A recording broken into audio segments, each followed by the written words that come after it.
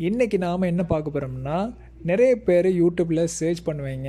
Coffee art எப்படி பண்ணுறது, steaming எப்படி பண்ணுறது, காஃபி எந்த மாதிரி கொண்டு போயிட்டு என்ன மாதிரி கிராம் எடுக்கிறது எல்லாம் நீங்கள் சர்ச் பண்ணுவீங்க. எல்லாமே இங்கிலீஷில் இருக்கும், பல மொழிகளில் இருக்கும், தமிழில் இல்லை. ஸோ தமிழில் நான் ஃபஸ்ட் டைமாக இன்றைக்கி போடுறேன்.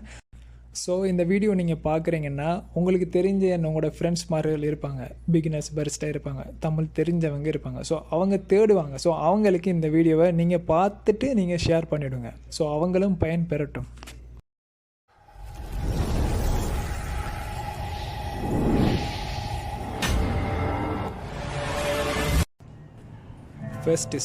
ஃபர்ஸ்ட் ஸ்டெப்பில் நம்ம கவனிக்க வேண்டியது என்னென்னா, இதை நாம் சொல்லுவோம் ஃபோட்டோ ஃபில்டர்னு சொல்லுவோம். ஸோ அது பொதுவாக எல்லோரும் சொல்கிறது ஃபோட்டோ ஃபில்டர்னு. ஸோ இதை நம்ம எடுத்து மஸ்ட் இதில் எந்த தண்ணியும் இல்லாமல் ஃபுல்லாக க்ளீன் பண்ணணும்.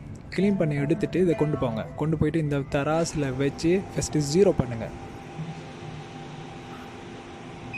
0 பண்ணதும் நம்ம அந்த ஃபோட்டோ ஃபில்டருக்குள்ளே 18 கிராம் காஃபி பீன்ஸ் பவுடரை நம்ம எடுத்து யூஸ் பண்ண போகிறோம். அதாவது 18 கிராம் நீங்கள் பவுடர் யூஸ் பண்ணிங்கன்னா அதில் டபுளாக தான் வாட்டர் யூஸ் பண்ணணும். ஸோ 36 மில்லி வாட்டர் யூஸ் பண்ண போகிறோம். ஸோ 36 மில்லி என்றோன்னே அது டபுள் சொட்டாக வரும். இப்போ நம்ம காஃபி பீன்ஸ் எடுத்தாச்சு. இப்போ நம்ம பண்ண போகிறது ஸ்டம் பண்ண போகிறோம். ஸ்டம் பண்ணுறது எப்படி பண்ணுறதை பற்றி நீங்கள் மெயினாக நல்லா கவனிங்க. இப்போ இதை ஃபஸ்ட்டு யூஸ் பண்ணி இந்த மாதிரி லெவலில் ஒரு 3 ரவுண்ட் போட்டு எடுத்திங்கன்னா அது லெவலாக வரும். அதுக்கப்புறம் இதை எடுத்து யூஸ் பண்ணி இந்த கை லெவல் இறங்கி தானே 2 விரலையும் வச்சு அந்த லெவல் படிடுங்க. அதில் அதாவது ஃபோட்டோ ஃபில்டரையும் நம்ம இந்த ஸ்டம் பண்ணுற அந்தையும் ரெண்டும் ஒரே லெவலில் இருக்கணும். அதை ஒரே லெவலுக்கு நம்ம கையை வச்சு அந்த லெவலில் நீங்கள் கிறுக்குங்க. இந்த மாதிரி கிறுக்குங்க. இப்படி ஒரு 2-3 அந்த மாதிரி கிறுக்கிட்டு நீங்கள் எடுங்க. அந்த காஃபி பீனானது கரெக்டான பவுடர் அந்த கரெக்டான லெவலுக்கு வந்து இருக்கும். ஸோ பண்ணி முடிஞ்சதும் அந்த சைட் இருக்குது தானே, சைட் பக்கத்தை கையை வச்சு விரலை வச்சு அதை க்ளீன் பண்ணிடுங்க.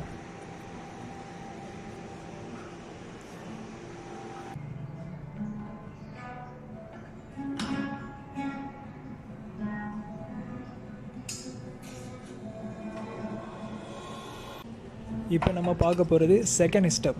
ஸோ செகண்ட் ஸ்டெப் ஸ்டீமிங் பண்ணுறது, அதாவது மில்க் எப்படி ஸ்டீமிங் பண்ணுறது. ஸோ அது ரொம்ப மெயினானது, ரொம்ப கவனிங்க. நான் என்னென்ன மாதிரி பண்ணுறேனோ அதை நல்லா கவனிங்க. ஸ்டீமரை கொண்டு போயிட்டு இந்த மாதிரி, அதாவது கப்போட குமிழ் பகுதி இருக்குது தானே, அதோட ஸ்டீமர் டச் ஆகணும். டச் ஆகும்போது இந்த மாதிரி நீங்கள் கப்பை லைட்டை கிளிங்க.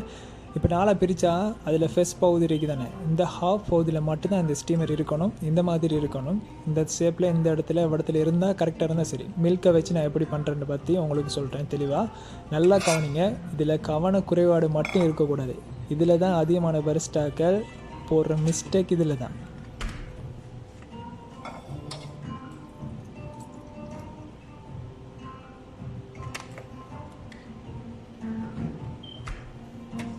மில்க்கு எந்த லெவலில் எடுத்துருக்கேன்ட்டு மட்டும் நல்லா கவனிங்க. பாருங்கள், அந்த கப்பில் அந்த குமிழ் இருக்குது தானே, குமிழ் ஸ்டார்டிங் பகுதி இருக்குது தானே, ஸ்டார்டிங் பகுதி அளவு, அதாவது இந்த அளவுக்கும் இந்த இடம் வரைக்கும் நீங்கள் மில்க் எடுங்க. ஒவ்வொரு காஃபிக்கும் இருக்குது. அதாவது லத்தேக்கு ஒரு பிக்சர் ஒன்று இருக்கும், ஃப்ளட் ஒயிட்டுக்கு ஒரு பிக்சர் ஒன்று இருக்கும். ஸோ அந்த பிக்சரில் இருக்கிற குமிழ் ஸ்டார்ட் பண்ணுற பகுதி இருக்குது தானே, அந்த லெவலுக்கு மில்க் எடுங்க.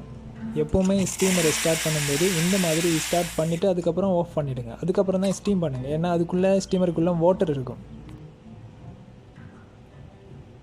கப்பை எந்த மாதிரி பிடிக்கிறேன்னு உங்களுக்கு தெளிவாக சொல்கிறேன். இருங்க, இதை விட நான் கிளியராக இன்னும் கொஞ்சம் கேமரா கீழே எடுத்து உங்களுக்கு காட்டுறேன்.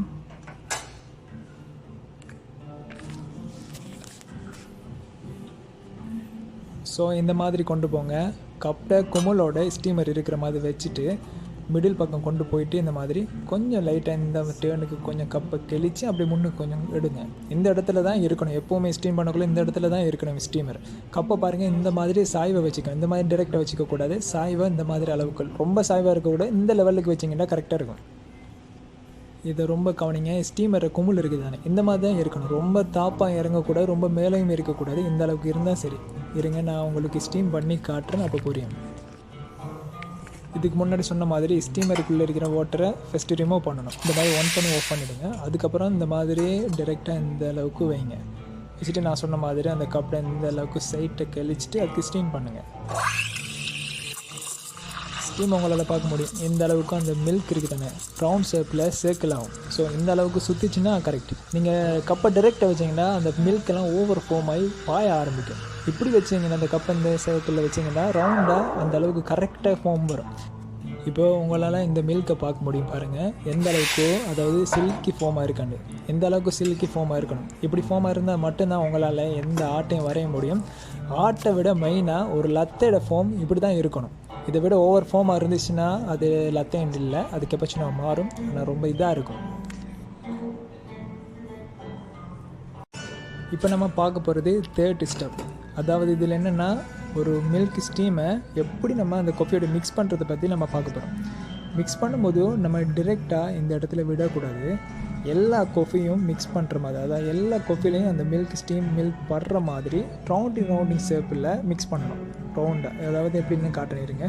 இந்த கப்பை வச்சுக்கொண்டு இந்த மாதிரி எல்லா ஏரியாலையும் படுற மாதிரி மிக்ஸ் பண்ணணும். மிக்ஸ் பண்ணதையும் காஃபி ஆட் பண்ணக்குள்ளே எந்த இடத்துலனா ஒவ்வொரு டொட்டை இங்கேருந்து மிடில்லேருந்து ஸ்டார்ட் பண்ணுற மாதிரி, இந்த இடத்துல ஒன்றும் இந்த இடத்துல ஒன்றும் அப்படி இப்படி ஒவ்வொன்றா வரைஞ்சி கடைசியில் லாஸ்ட்டில் அப்படி ஆட்டி அதை ஒசத்துனீங்கன்னா ஹார்ட் பெருசாக வரும். அதுக்கப்புறம் கட் பண்ணிக்கிட்டே சரி.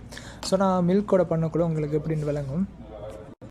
இப்போ நம்ம பார்க்க போகிறது லாஸ்ட் 4th ஸ்டெப். ஸோ இதை மெயினாக பாருங்கள். அதாவது காஃபியோட எப்படி மில்க் ஸ்டீம் பண்ண மில்க்கை எப்படி மிக்ஸ் பண்ணுறேன்ட்டு நான் உங்களுக்கு காட்டுறேன் வீடியோவில். நீங்கள் ஒழுங்காக பாருங்கள், கரெக்டாக பாருங்கள், எப்படி மிக்ஸ் பண்ணுறேன்னு மட்டும் பாருங்கள். காஃபியானது எல்லாத்துலேயும் இந்த மில்க் ஸ்டீம் பண்ண மில்கானது எல்லா இடத்துலையும் பட்டு எல்லாம் மிக்ஸ் ஆகிற மாதிரி நீங்கள் மிக்ஸ் பண்ணுங்கள். அதுக்கப்புறம் ஸ்டார்ட் பண்ணக்குள்ள இந்த இடத்துல ஸ்டார்ட் பண்ணுங்கள். அதுக்கப்புறம் ஸ்லோலியாக ஒன்றா ஸ்டார்ட் பண்ணுங்கள். எப்படி ஸ்டார்ட் பண்ணுறேன்னு ஃபுல்லாக பாருங்கள். இந்த மாதிரி ஸ்டார்ட் பண்ணி ஒவ்வொன்றா ஸ்டார்ட் பண்ணி முடிக்கக்குள்ளே இந்த மாதிரி ஆட்டிங்கிட்ட பெருசாக வரும். அதுக்கு ஒசத்தி கட் பண்ணுங்கள். நீங்கள் கீழே வச்சு கட் பண்ணிங்கன்னா அந்த ஆட் குழஞ்சிடும். கட் பண்ணக்குள்ள எப்போவுமே உயர்த்தி கட் பண்ணது கரெக்டாக வரும். இந்த இடத்துல மட்டும் ஆட்டி உயர்த்தி கட் பண்ணிங்கன்னா கரெக்டாக வரும். நீங்கள் டெய்லி உங்களோட கை ப்ராக்டிஸ் இருந்தால் மட்டும்தான் அது கரெக்டாக வரும். நீங்கள் தண்ணி எடுத்து யூஸ் பண்ணி கரெக்டாக யூஸ் பண்ணி பாருங்கள். உங்களுக்கு கை கரெக்டாக வந்துச்சுன்னா இதுக்கப்புறம் உங்களுக்கு ஆட்டு கரெக்டாக வரும்.